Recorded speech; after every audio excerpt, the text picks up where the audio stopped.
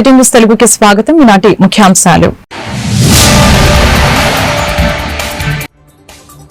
భారత రాజ్యాంగం ప్రపంచంలోనే అతిపెద్దది. ఆర్థిక, సాంఘిక, రాజకీయ న్యాయం అందరికీ దక్కాలి. అదే రాజ్యాంగ లక్ష్యం. రాజ్యాంగ వేడుకల్లో సీఎం చంద్రబాబు.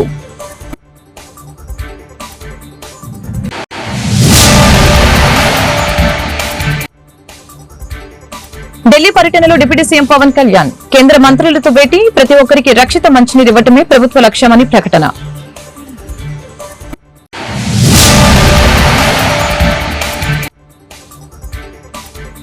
బంగాళాఖాతంలో వాయుగుండంగా మారిన అల్పపీడనం. కోస్తా జిల్లాలకి వర్ష సూచన. ప్రజలు అప్రమత్తంగా ఉండాలని వాతావరణ శాఖ వెల్లడి.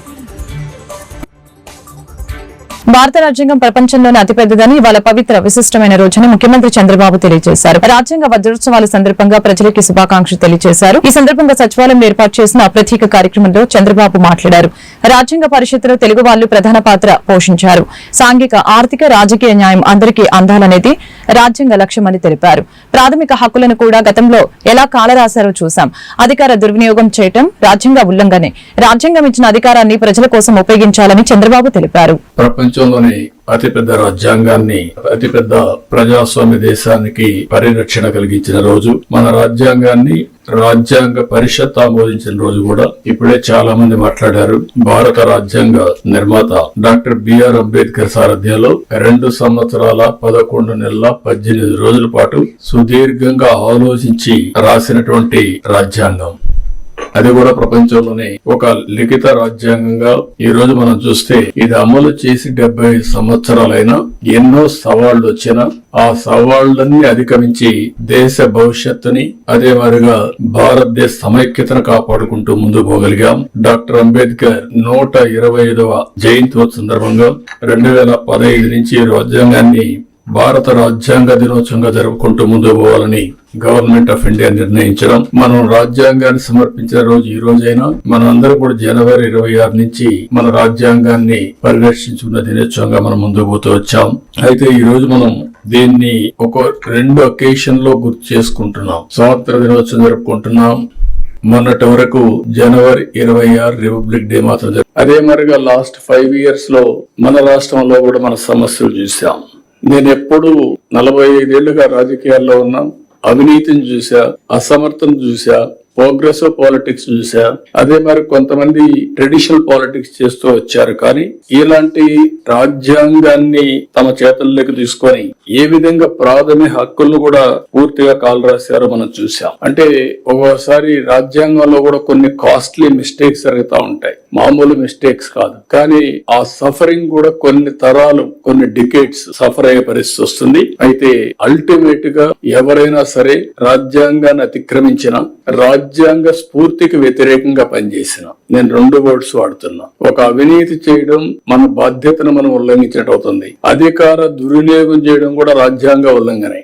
రాజ్యాంగం ఒక పవిత్రమైన ఆశయంతో మనకు ఒక బాధ్యత ఇస్తే, సమాజంలో ఒక గౌరవాన్ని, గుర్తింపునిస్తే ఆ గుర్తింపుని ప్రజల కోసం మనం ఉపయోగించాలి తప్ప మన స్వార్థం కోసం, మన ఎగోతోనూ మనం చేస్తే అది కూడా తీవ్రమైన నష్టాలు జరుగుతుంది. అందుకని ఇంకొక పక్కన మీరు చూస్తే రాజ్యాంగంలో చాలా స్పష్టంగా సాంఘిక, ఆర్థిక, రాజకీయ అసమానతలు గాని సమానత్వం గాని 75 సంవత్సరాలు ఇప్పటికి కూడా మనం అనుకున్న లక్ష్యాల్ని, ఎవరైతే స్వాతంత్రం కోసం త్యాగాలు చేశారో వాళ్ళ యొక్క విలువల్ని గౌరవించడం గాని, ఏ స్ఫూర్తి అయితే రాజ్యాంగాన్ని రాశారో ఆ రాజ్యాంగాన్ని అమలు చేయడంలో ఇంకా మనం ముందుకు పోవాల్సిన అవసరం ఉంది.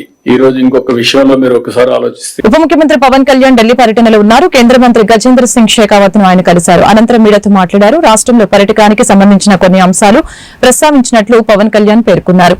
వీటికి గజేంద్ర షెకావత్ సానుకూలంగా స్పందించినట్లు తెలియజేశారు. అనంతరం మీడియాతో మాట్లాడారు. గత ప్రభుత్వం చేసిన తప్పులను తాము సరిదిద్దుకుంటున్నామని చెప్పారు.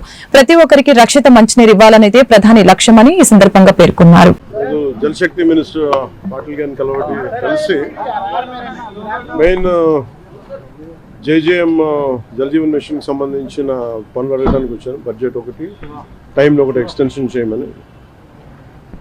గత ప్రభుత్వం ఏం చేసిందంటే, వైసీపీ ప్రభుత్వం వాళ్ళు సర్ఫేస్ వాటర్ నుంచి తీయమంటే వాళ్ళన్నీ గ్రౌండ్ వాటర్ తీసేసి చాలా వరకు మల్టీ విలేజ్ స్కీమ్స్ అనౌన్స్ చేసి చాలా తక్కువగా చేసి పర్సంటేజ్ ఒకటి మ్యాచింగ్ గ్రాంట్ ఇవ్వకపోవడం వల్ల మన కేవలం లెస్ దెన్ 2,000 కోట్ల రూపాయలు వాళ్ళు రాష్ట్రానికి వాడారు. వాళ్ళు మ్యాచింగ్ గ్రాంట్ ఒకటి ఇవ్వకపోవడం, ఇంకా మనకి 16,000 కోట్లు ఇంకా వాడుకోవాల్సింది. దానికి సంబంధించి ఒకటి, అలాగే ఈ సర్ఫేస్ వాటర్ నుంచి తీసుకోవాలని కొంచెం ఎక్స్ట్రా ఖర్చు అవుతుంది. దీని మీద మాట్లాడుకున్నాం. సో ఒకసారి వాళ్ళ సహాయ సహకారాలు అడగటానికి, అలాగే ప్రధానమంత్రి గారు కూడా ఇంకా ఒకసారి తెలియజేస్తామని చెప్పారు మనం అడిగిన ఇవన్నీ డిమాండ్స్ అని. వీటికి సంబంధించి వాడిని అడిగిన మేజర్ రెండే, ఒకటి బడ్జెట్ని ఇంక్రీజ్ చేయమని చెప్పాం, 2 టైం జేజేఎంని టైం లైన్ ఇంక్రీజ్ చేయమని చెప్పాం. అలాగే అది మనం 27 దాకా అడిగాం. అది ఇప్పుడు రేపు అన్ని రాష్ట్రాలకి ఇది అవసరం, పూర్తి అనుకున్న నిర్ణీత వ్యవధిలో అవ్వలేదు. అందుకని వాళ్ళు అది చేస్తానని చెప్పి అది ప్రధానమంత్రి గారు నిర్ణయం తీసుకోబోతారు. రేపు కలిసిన ప్రధానమంత్రి గారు వారికి తెలియజేస్తారు. లేదు, నేను మాట్లాడేది మన ముఖ్యమంత్రి గారు మాట్లాడారు. ఉన్నాయి, వాళ్ళు అదే చెప్తా ఉన్నారు, వాళ్ళు వాడలేదు. అందుకనే కదా ఈరోజు అంటే మనకి నైతికంగా కూడా బలం ఉంది. కాకపోతే ఏంటంటే గత ప్రభుత్వం చేసిన ఈ తప్పులన్నీ మనకి వారసత్వంగా వచ్చినాయి. అది వాళ్ళు చేసిన తప్పులకి ఈరోజు మనం మాట పడాల్సి వస్తుంది, మాట పడుతున్నాం. ఎందుకంటే ప్రజలకు ఇచ్చిన ఇది ఇంకొక ఆల్రెడీ మనం ఇంకొక 2-3 వారాల్లో దీనికి కంప్లీట్. దక్షిణ బంగాళాఖాతం దానికి ఆనుకుని ఉన్న తూర్పు హిందూ మహాసముద్రం మధ్య భాగాలపై కొనసాగుతున్న అల్పపీడనం వాయుగుండంగా మారినట్లు వాతావరణ శాఖ తెలిపింది. సోమవారం సాయంత్రం ఇది 30 కిలోమీటర్ల వేగంతో కదులుతూ ట్రింకోమలికి 530 కిలోమీటర్ల, నాగపట్నానికి 810 కిలోమీటర్ల, పుదుచ్చేరికి 920 కిలోమీటర్లు, చెన్నైకి 1000 కిలోమీటర్ల దూరంలో కేంద్రీకృతమై ఉంది. రానున్న 24 గంటల్లో ఇది తీవ్ర వాయుగుండంగా బలపడనుంది. దీని ప్రభావంతో ఈ నెల 29వ తేదీ వరకు దక్షిణ కోస్తా, రాయలసీమలో కొన్ని చోట్ల తేలికపాటి నుంచి ఒక మోస్తరు వర్షాలు, అక్కడక్కడ భారీ వర్షాలు కురిసే అవకాశం ఉందని వాతావరణ శాఖ తెలిపింది.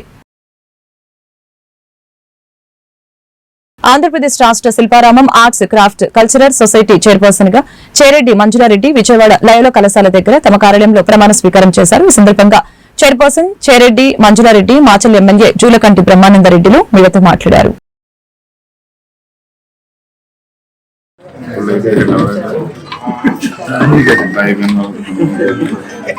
సన్మానం నీట్ గా పడుతుంది.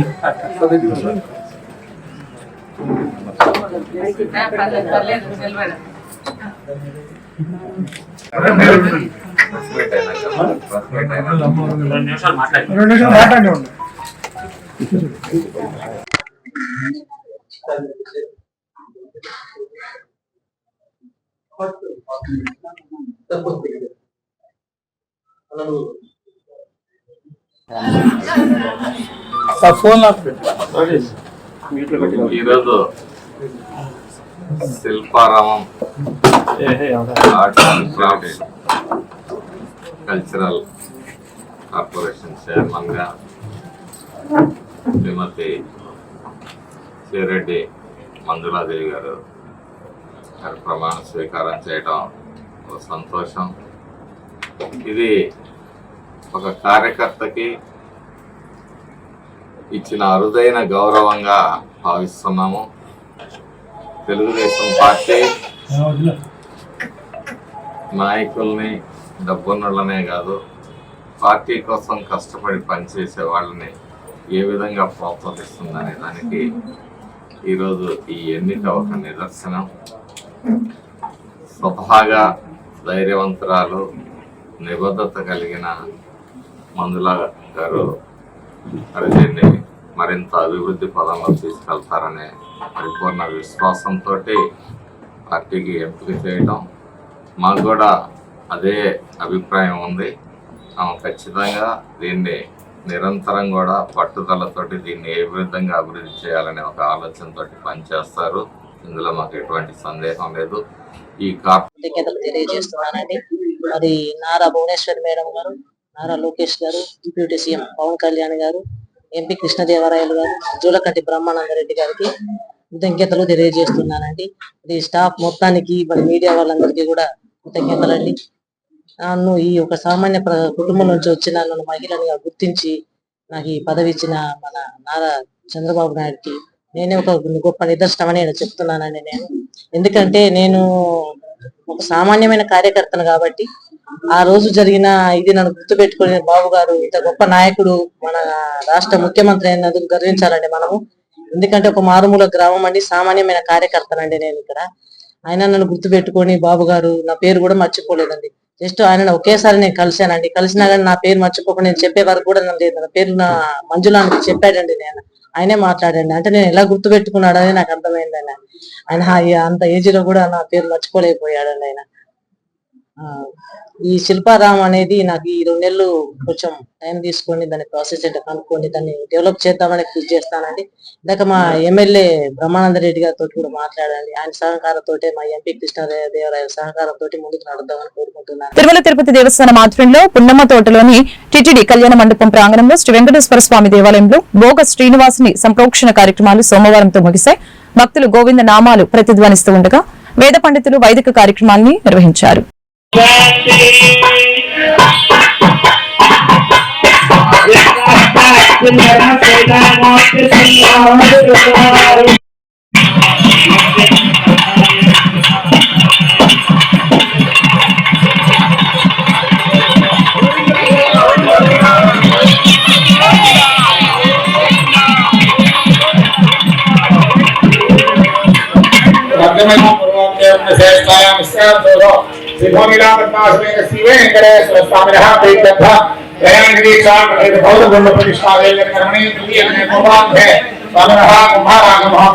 వైసీపీ ప్రభుత్వం దళితుల సప్లాన్ పథకాన్ని పక్కన పెట్టి నిర్వీర్యం చేసిందని ఎమ్మెల్యే గద్దె రామ్మోహన్ రావు విమర్శించారు. విజయవాడ తూర్పు నియోజకవర్గంలో అంబేద్కర్ భవన్ శంకుస్థాపన కార్యక్రమంలో గద్దె రామ్మోహన్ రావు పాల్గొని మీడియాతో మాట్లాడారు.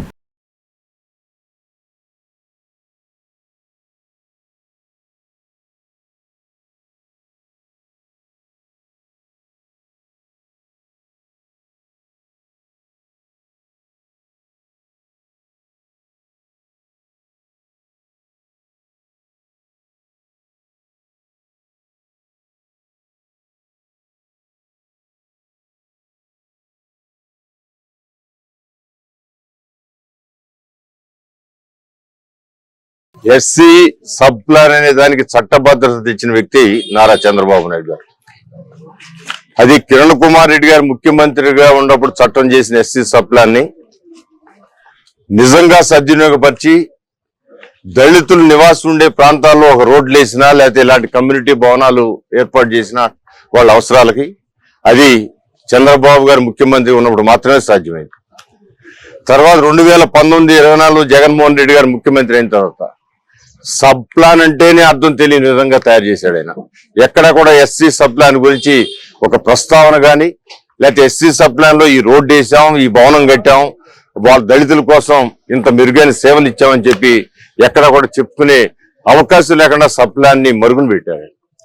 మరలా ఈ రోజున ఈ అంబేద్కర్ గారి పేరు మీద కట్టిన ఈ భవనం ఇక్కడ స్థానికులందరికీ వాళ్ళు చేసుకునే కార్యక్రమాలు, శుభ కార్యక్రమాలు కానీ ఏదైనా దిన కార్యక్రమాలు చేసుకోవడానికి అనుకూలంగా ఉండే విధంగా ఇక్కడ ఏర్పాటు చేసుకోవడం జరిగింది.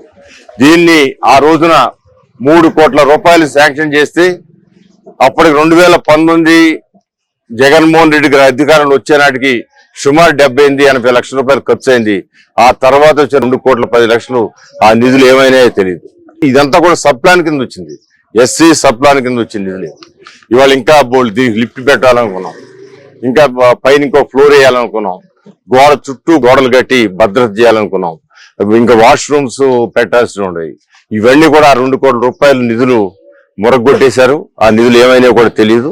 మరలా దీనికి పునర్జీవనం వచ్చేటట్టుగా ఈ 5 సంవత్సరాల్లో దీనికి కావాల్సిన అన్ని సౌకర్యాలు ఇవాళ కిచెన్ రూమ్ ఏర్పాటు చేసుకోవడం జరిగింది.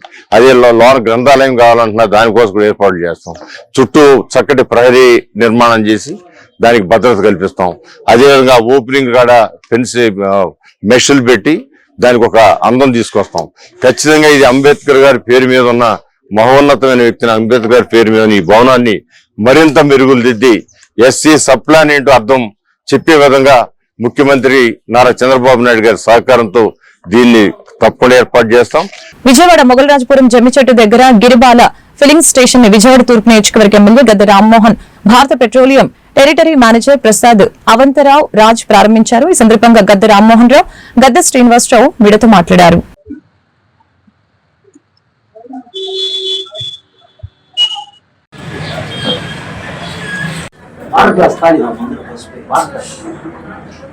హరిద్రచూర్ణేన ఓం కుంకుమచూర్ణాన్ లక్ష్మీం క్షీరస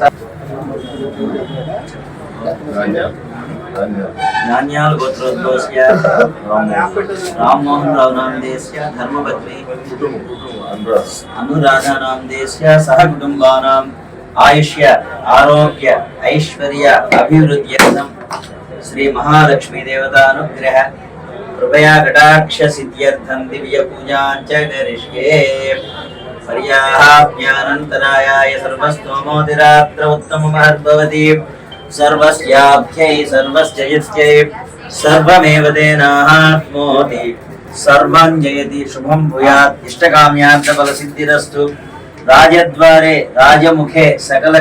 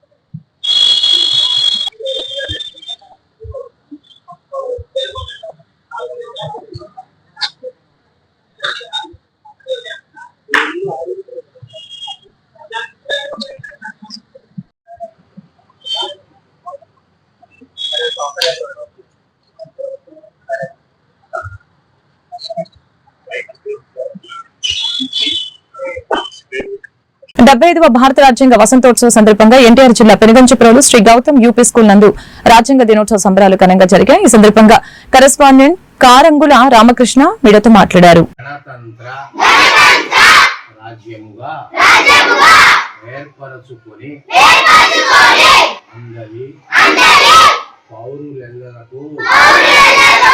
సామాజిక ఆర్థిక రాజకీయ న్యాయమును ఆలోచనాపరమైన భావ ప్రకటనకు సంబంధించిన మరియు ఏదేని విశ్వాసములకు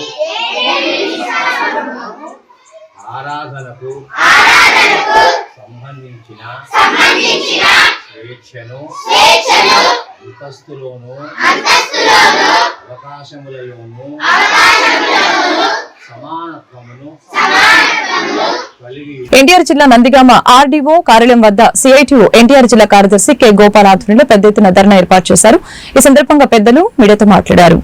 భారత రాజ్యాంగం ఏర్పడ్డ రోజు, అమల్లోకి వచ్చినటువంటి రోజు, ఈ రోజుని ఎందుకు మనం ఈ నిరసన కార్యక్రమానికి పిలిపించారంటే, ఈ రోజున దేశవ్యాప్తంగా 2014లో అధికారంలోకి వచ్చినటువంటి మోడీ ప్రభుత్వం ప్రజా వ్యతిరేక విధానాలు అమలు జరుపుతా ఉంది.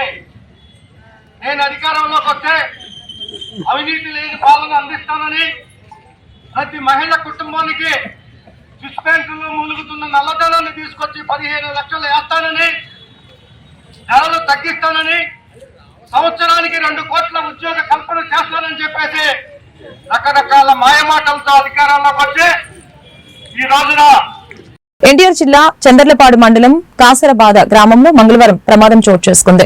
టీవీఎస్ ఎక్సెల్ వాహనాన్ని ఓవర్లోడ్ తో వెళ్తున్న ఇసుక టిప్పర్ ఢీకొనగా గ్రామానికి చెందిన నంద్యాల రామిరెడ్డి వయసు 46 సంవత్సరాలనే వ్యక్తి అక్కడికక్కడే తీవ్ర గాయాల పాలయ్యాడు. దీంతో బాధితుని ఆసుపత్రికి తరలించారు. అనంతరం ఇసుకరిచ్చి నిలిపివేయాలని గ్రామస్తులు పెద్ద ఎత్తున ధర్నా చేశారు.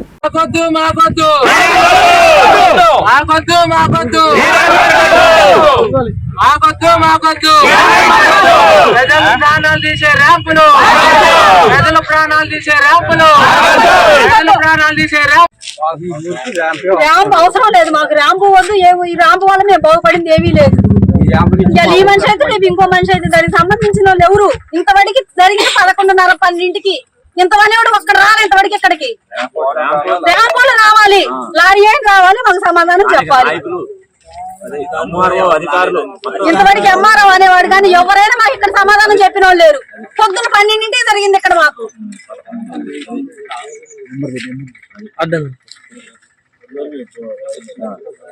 ఇంతవరకు పలకరించిన వాళ్ళు లేరు, వచ్చిన వాళ్ళు లేరు, సమాధానం లేదు. అదే విషయం మీకు జరిగితే మీరేం చేస్తారు? ఊరుకుంటారా?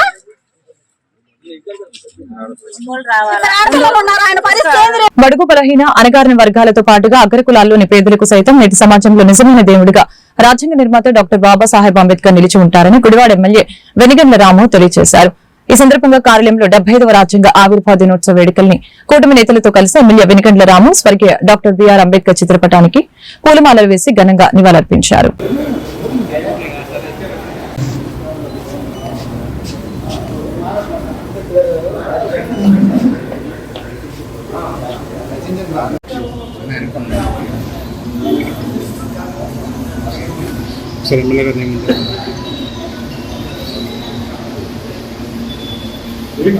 ఈరోజు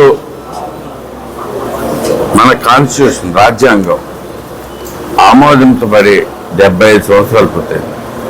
75వ సంవత్సరంలో ఈ మనకి జనవరి 26 అమల్లోకి వచ్చింది. కానీ ఈ రోజున ఆ రాజ్యాంగం ఆమోదించబడింది. అంటే మనం ఈ రాజ్యాంగం మనకి అందరూ కలిపి ఆమోదించడం జరిగింది. ఈ రాజ్యాంగం రాసిన వ్యక్తి గురించి చెప్పాలంటే మనకి మాటలు రావు. డాక్టర్ బిఆర్ అంబేద్కర్ గారి ఆధ్వర్యంలో ఈ రాజ్యాంగం మొత్తం రాయటానికి అంటే అతి పెద్ద రిటర్న్ రాజ్యాంగం మనకే ఉంది, రాసిన రాజ్యాంగం. సో అంటే ఎంత ఎక్స్టెన్సివ్ రీసెర్చ్ చేసి ఉంటారు, ఎన్ని లాస్ అని. యాక్చువల్గా ఆయన ప్రతి భారతీయుడికి హక్కు ప్రసాదించిన వ్యక్తిగా ఆయన ఒక మహాత్ముడిగా ఇప్పటికీ నిలబడిపోవచ్చు. అలాంటి ఆయన్ని మనం స్మరించుకోవడం చాలా అవసరం. ఆయన ఇచ్చిన స్ఫూర్తి కూడా మనం ఆ స్ఫూర్తితోటి ఈ రాజ్యాంగం ప్రకారం మనం అందరం కూడా నడుచుకుని ముందుకెళ్తాం చాలా అవసరం అని చెప్పి తెలియజేస్తాం. ప్రపంచంలోనే అతిపెద్ద ప్రజాస్వామ్య దేశం అయినటువంటి భారతదేశం 75 సంవత్సరాల క్రితం డాక్టర్ బాబాసాహెబ్ అంబేద్కర్ గారు రచించినటువంటి రాజ్యాంగాన్ని ఈ రోజుకి 140 కోట్ల పైన జనాభా కలిగినటువంటి భారతదేశం ఇంకా నడుస్తూ ఉన్నది ఆ రాజ్యాంగం మీద. దానికి ఒకే ఒకటి, ఆయన ఇంత పెద్ద లౌకిక దేశంలో సమానత్వం కావాలని చెప్పి ఆయన రచించినటువంటి రాజ్యాంగం వల్లే ఈ రోజు కూడా ప్రజలందరూ కూడా సమానత్వంతో నడుస్తూ ఉన్నది. అదే రాజ్యాంగాన్ని ఇప్పటికీ అందరూ పాటిస్తూ ఉన్నారు. అంటే ఆయన ఎంత ముందు చూపుతో ఆ రోజు రచించాడనేది మనందరికీ అర్థమవుతా ఉన్నది. మరి అటువంటి మహనీయుడిని ఈ సందర్భంగా కృష్ణా జిల్లా గుడివాడ ఆర్డీఓ కార్యాలయం అంగన్వాడీ పోస్టులకి నిర్వహించిన ఇంటర్వ్యూలకి హాజరైన మహిళా అభ్యర్థులు గుడివాడ డివిజన్ పరిధిలోని 13 మండలాలని గుడివాడ గన్నవరం సెక్టార్లుగా విభజించారు. డివిజన్ మొత్తంలో 25 హెల్పర్ ఉద్యోగాలు, 3 వర్కర్ల ఉద్యోగాలకి ఈ ఇంటర్వ్యూలు నిర్వహించారు.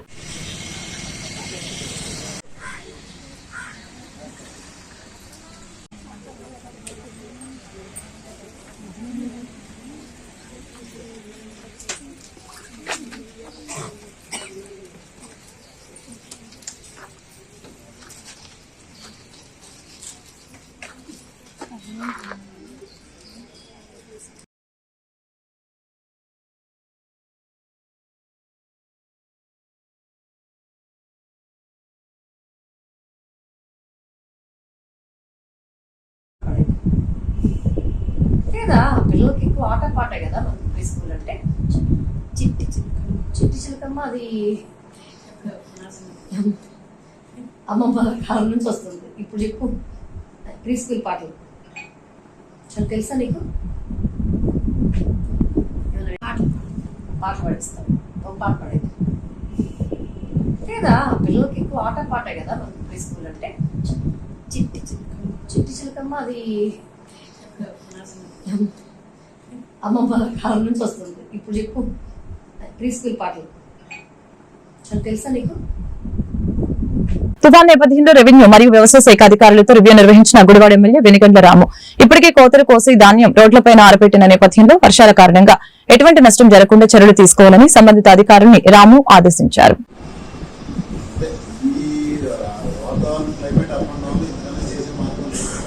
అలా అయితే మీరు కూడా అందరికీ కొంచెం స్పష్టంగా అందరికి కూడా జనాలందరూ కొంచెం అవైలబుల్ గా ఉండమని చెప్పండి. నాకు ఏం ప్రాబ్లం రాకుండా అయితే కావాలి.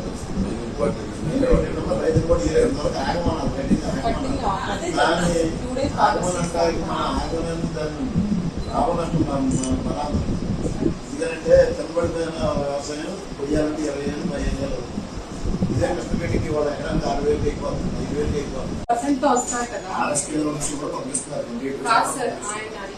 ఎందుకు ప్రాబ్లం అంటే 28% మా దగ్గరికి వస్తారంటే మన దగ్గర 28 రూపీస్ కొంచెం మిల్లర్ దగ్గర వేరియేషన్ వచ్చినప్పుడు అప్పుడు ఏదైనా డిస్కషన్స్ వచ్చినప్పుడు మిల్లర్ తీసుకుంటే ప్రాబ్లం ఏం లేదు. 1,450 రూపాయలు తీసుకుంటున్నాడు. మీరు 1,450 రైతు కూడా హ్యాపీగా ఉంది. నాకు అందరూ చెప్పాల్సింది కాకపోతే 22% అనేది 22% ఎక్కువైతే మళ్ళీ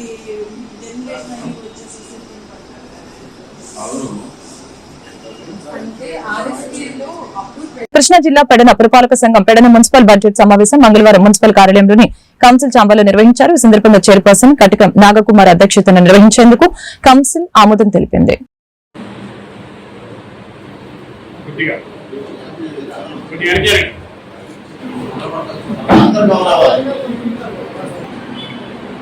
జోహార్ బాబా సాహెబ్ అంబేద్కర్, జోహార్ బాబా సాహెబ్ అంబేద్కర్. ఈ రోజు ముందుగా ఎజెండాలోని మొదటి అంశము బడ్జెట్ ను ప్రవేశపెట్టడం జరుగుతుంది. ఒకటి కేరళ బడ్జెట్ అంచనాలు చాలా రాబోయే రోజుల్లో గౌరవనీయులు గౌరవ చిన్నామణుడు ఆశీర్వాదాన్ని తీసుకుంటూ మేడం అడిగినట్టుగా ఇప్పుడు వాస్తవం మనకి వారం రోజుల్లో పెద్దలాది వస్తుంది. ప్లస్ అదే విధంగా గౌరవ కౌన్సిల్ ఆమోదించిన విధంగా మనకి పార్క్ పుష్ కార్డు వస్తుంది. అమ్మ పుష్ కార్డ్స్ మొత్తం తయారవుతుంది. నేను స్వయంగా చూశాను, పరిశీలించాను. ఎవరు పంపించాలి, ఎవరు తీసుకెళ్ళాలి, ఎవరు పంపించాలి ఇన్ఫర్మేషన్ లేకుండా మీరు ఎలా మున్సిపల్ ఆఫీస్ లో పెట్టుకుంటారు.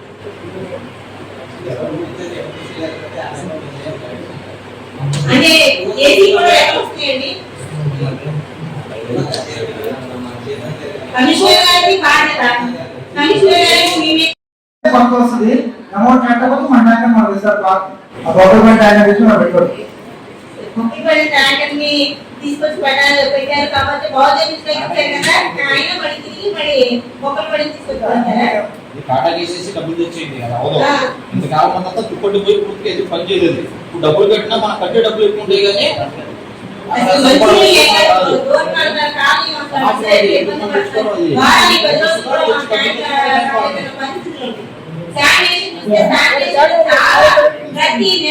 వార్తలు ముగించే ముందు ముఖ్యాంశాలు మరొకసారి.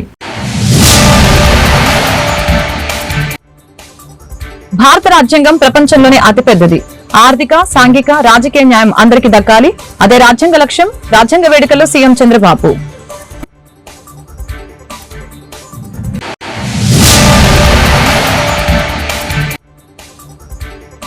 ఢిల్లీ పర్యటనలో డిప్యూటీ సీఎం పవన్ కళ్యాణ్ కేంద్ర మంత్రులతో భేటీ. ప్రతి ఒక్కరికి రక్షిత మంచినీరు ఇవ్వటమే ప్రభుత్వ లక్ష్యమని ప్రకటన.